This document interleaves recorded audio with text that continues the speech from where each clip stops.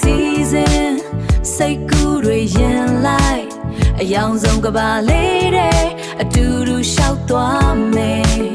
ဆရာဖြိုးကိုရဲ့လက်ရာတွေနဲ့အလားတရားဖန်တီးဖြိုးကိုချမ်းနေအရောက်လာခဲ့ပါ